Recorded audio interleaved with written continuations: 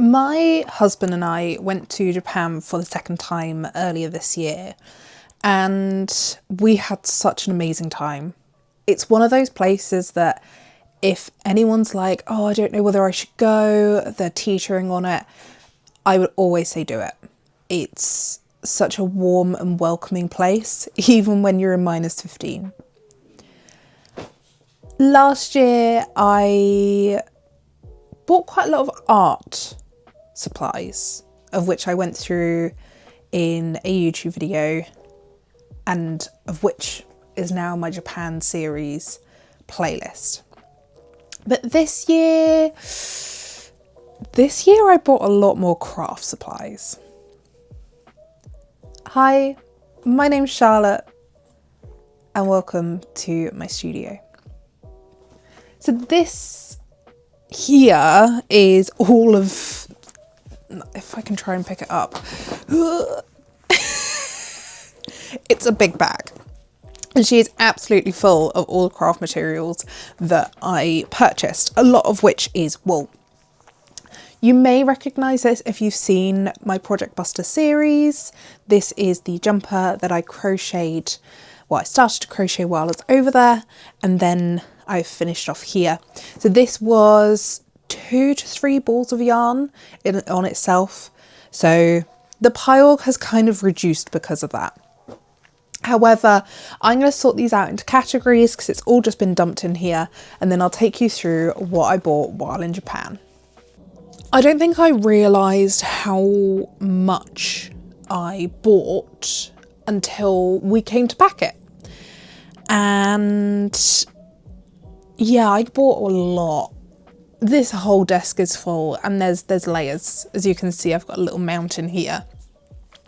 So I am going to work through kind of the projects that I know I'm going to do first, and then kind of all the other bits and pieces. So I am going to start with this pile of green wool. So this is merino wool.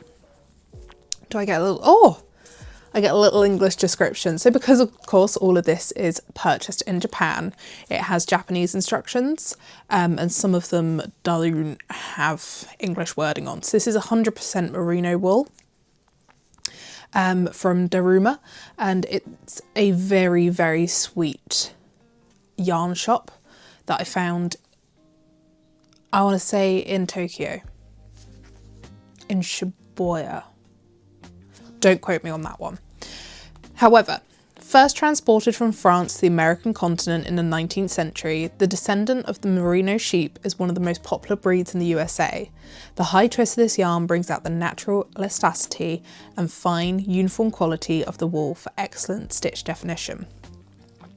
But you might be wondering, Charlotte, why do you have 2, 3, 4, 5, 6, 7, 8, 9 balls? And that's because I purchased a Japanese kit. And this does mean I'm going to have to learn to read Japanese. However, wonderfully, it comes with the pattern in the grid format. So I don't need to read full Japanese, I just need to understand where the heck I'm going in order to be able to make a skirt. Now, I've only just started making wearables in crochet, including the jumper that I showed you earlier. I've got a scarf that I've done. It's a hooded scarf, so not just a straight scarf, as well as 2 cardigans, but I've never done a wearable down below. So this is going to be really interesting, as I'm going to have to translate it and then crochet it. And I don't know whether they use US terms, UK terms, any of it. So we shall see, but this is a really exciting project. As I go through this today, I do apologise for the noises you can hear in the background. We live near Salisbury Plain and a lot of air bases here in the UK, so you can probably hear the planes going past. And at the same time, as I go through this, I do have canvas bags that I put all my projects in. They're currently hung behind the door, but it means that I can go through this and also pack away at the same time. So my skirt is going to be dark green. I have no idea when I'm going to do this, but it is going to be stunning when I do. And I've got a really nice contrasting-ish colour that might go really well with that green. And that is all the way over here. I don't think you can really see it in the camera, but look at her. She is absolutely stunning. And I have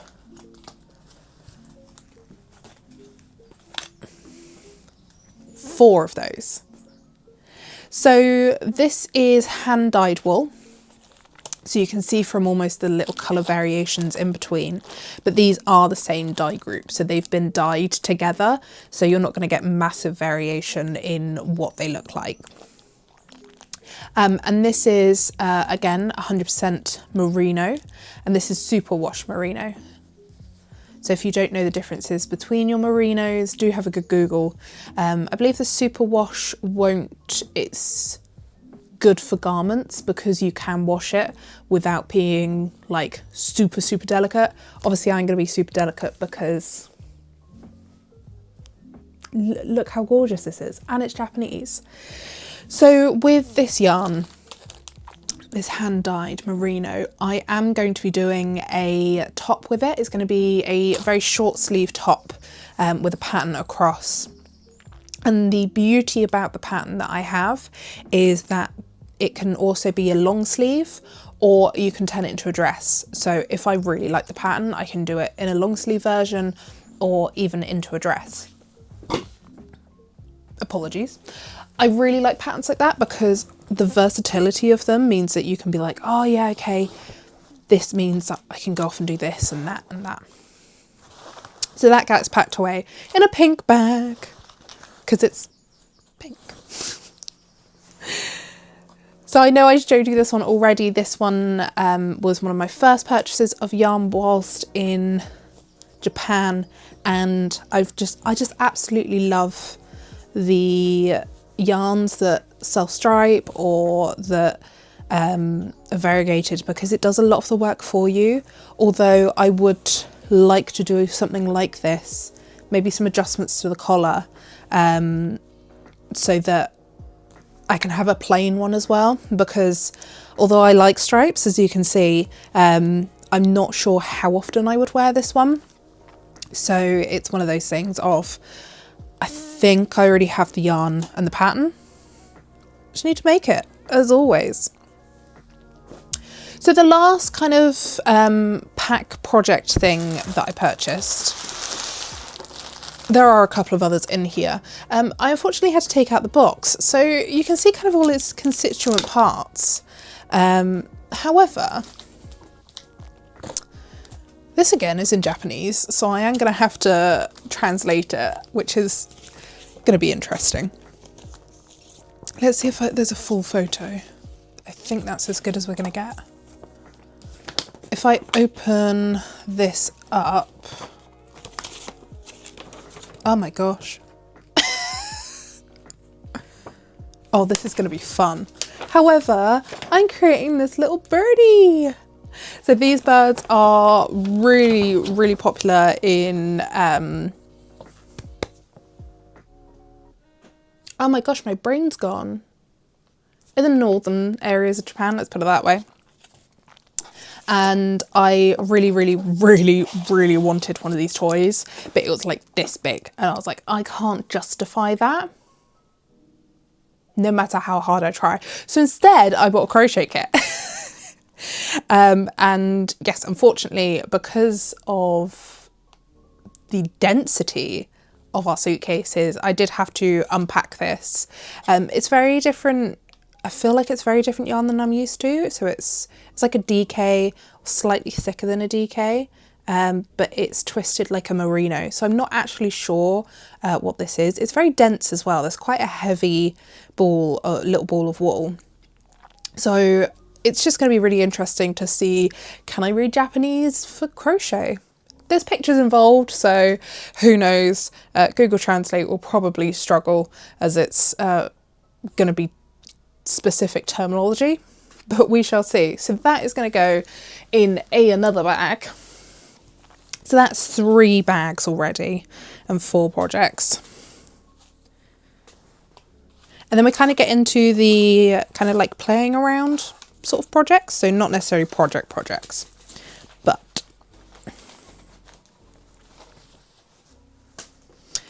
one of the things that I've wanted to do for a while was do miniature crochet. I did pick up a couple of normal crochet hooks so that I had the ergonomic handle. I don't know why I said that with such a question mark. But the ergonomic handle, like on this one, is slightly rubber, but I just find it so much more comfortable when I'm sat there crocheting for hours. So I picked up one of those so that I could do the jumper, and I picked up a smaller size so that I could do the jumper, as I didn't know which would fit. And then miniature crochet. Look how tiny these are. Like, I'm going to put them over my hair and turn them. You might not even be able to see the smallest one, which is this one, because the hook is that tiny. And I had seen ones like this, but I hadn't seen it with the pastel handles, which I really, really like. And then because they're so small and dainty, they get these protector tips. So if I open these up,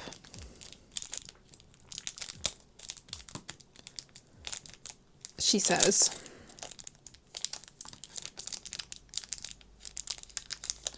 because the crochet hook is so small, you pop one of these over the top and it will tighten on the bottom here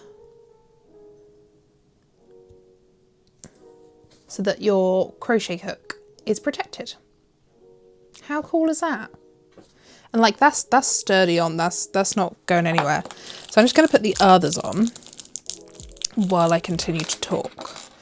So I have introduced many of you to Chonk. Chonk is a giant crochet dinosaur, Triceratops, and I did that in super bulky yarn, and he is huge. And of course you've got to go to the other end of the scale. So I picked up, this is specifically crochet cotton, so you can kind of see how small that is. So I picked up light blue, light pink, a darker blue, a kind of grey blue, a lilac and a red, because isn't that such a good colour combination?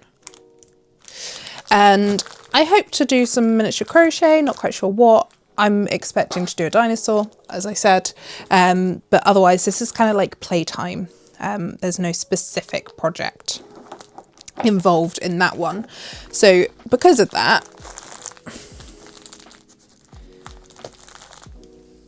they're going to get popped over there. And then this is now kind of just stuff that I really wanted. I saw it and I was like, I cannot not pick that up. So one of the, that is, I don't quite know where it's come from, but it's really thin ribbon. And it looks like it's going to be velvety ribbon. And I really want to crochet with this. So all of this is mostly crochet. And I really want to crochet with this and put it in with a colour, for example, like a white or a pale pink, because these colours are really going to pop out. So I have no idea what I'm going to make, but it's one of those things that I think it's going to be really fun. These came from the same shop and I want to do the same thing. So these are cones of leftover yarn, Japanese yarn. So these are cones from Japan. You can see in the middle there, that is a Japanese cone. I don't know why I'm so unreasonably excited about that. But these are the same. So this beautiful green, which is all the way from a forest green into kind of like a muddy light green.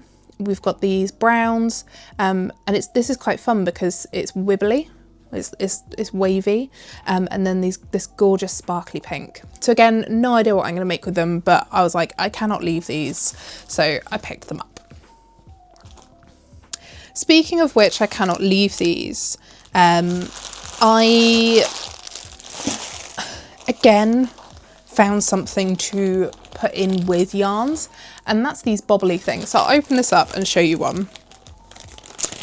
And what you do is,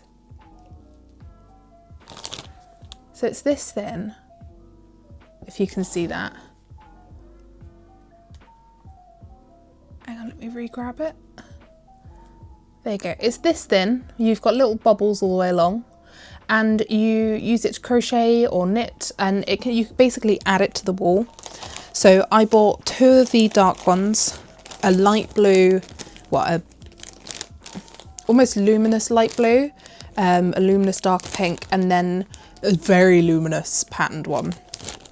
And again, no idea what I'm going to do with those, but I think they're going to be really fun to play with, or the bane of my existence. We haven't chosen yet. These are, oh my gosh, 60% virgin wool, merino, 30% silk and 10% mohair. But just look at those colours.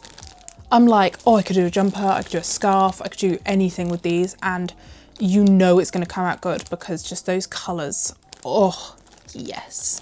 And like, I've never found such a rich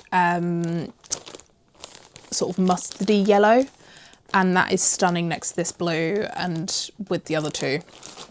So again, no idea what I'm going to do with it, but I'm very excited. So we now have kind of just a handful of items left. I'm going to go from left to right. I'm going to go from left to right, so we'll finish off the crochet before we come into sewing. So one thing I didn't have was a gauge for my crochet. So when doing garments especially, they say you should have a gauge of how many stitches per inch or per centimetre.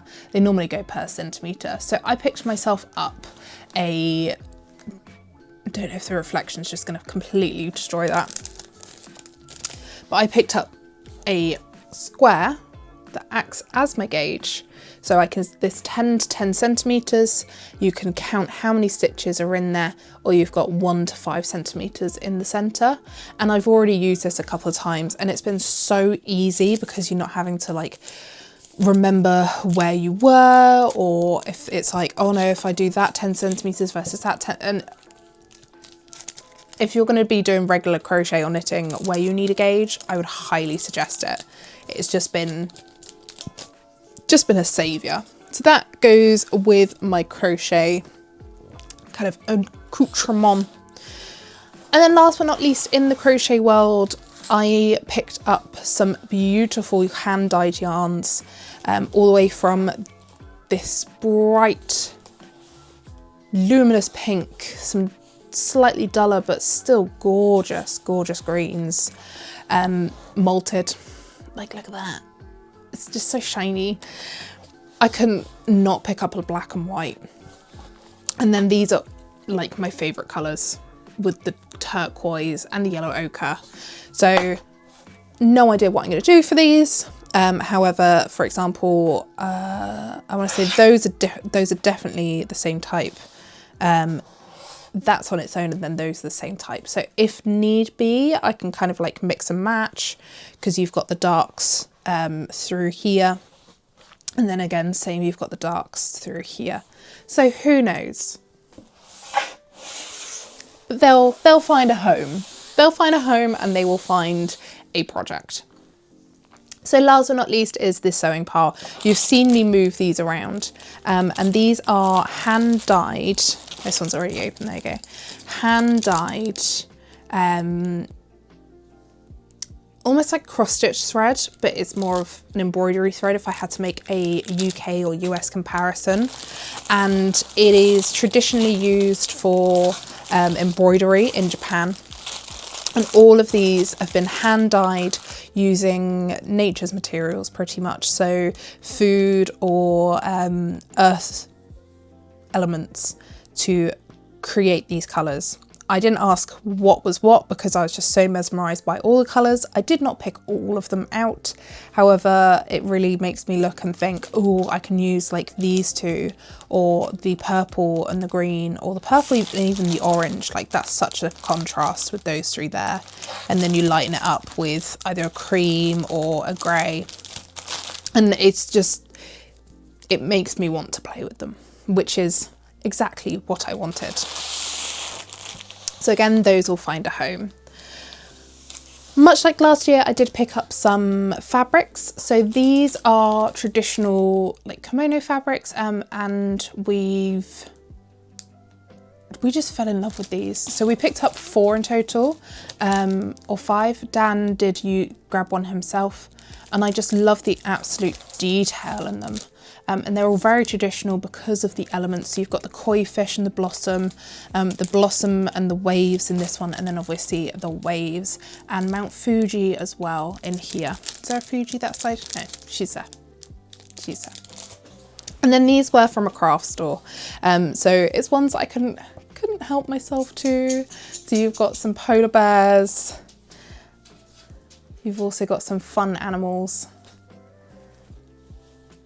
Japan and their trains, so of course I had to pick up some trains. And you had these cars, so I picked up grey, blue, green, and then white as well. I picked up another set of trains, so I quite like picking up the same material in a couple of different colours. So if I, for example, create a blanket out of them, then I can have kind of similar things without it being exactly the same. And then perfectly leads me on to this pattern, which you saw earlier in colours. And of course, I couldn't help myself. It's dinosaurs. And it says dinosaur in lettering throughout, as well as the counterpart in a cream. The kind of random ones that I purchased were this cotton cloth, because I find those birds absolutely hilarious.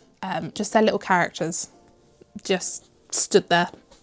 And then these two are from the same collection, and just the berries on them, they just really spoke to me, and like the artistic flair of the pattern as well. So that, once again, will find its home somewhere. I'm not sure what I should do with it yet. However, the last purchase I made, not quite literally last, I can't remember which one I purchased last now.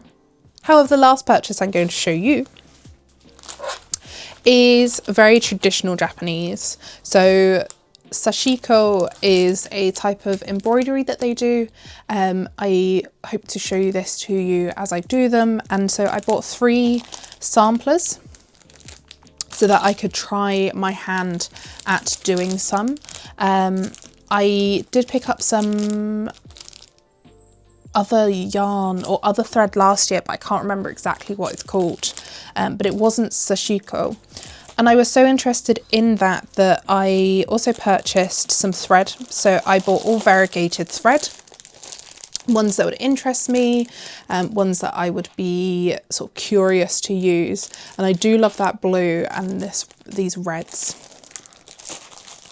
The lovely lady was like, well, do you have needles? And it's like, I do not have sashiko needles. No, because I have not done this previously. So she very kindly pointed me in the right direction. Once I can just get this bit of sticky tape off. And I got a pack of specifically sashiko needles. Let's have a quick look as to why they are. Okay, so they are gold plated around the top of the eye, and then silver down the rest, and displayed very beautifully. Hello, Oscar. He's come to join me. Now it's towards the end of the video. And because I wanted to read more into it, she suggested a few books for me. So I ended up picking up this Japanese book on sashiko. If I am murdering that word, I am so sorry. It's one of those things that it's easier to say whilst you're in the country because you're used to speaking the language.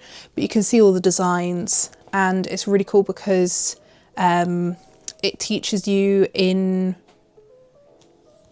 numbers and directions rather than just being all words. So I do have to do a little bit of translating to understand everything around it. And you can design your own patterns and how to do things such as bags. But the main patterns themselves, you can see that you'd have to do these first, and then it tells you to do that second.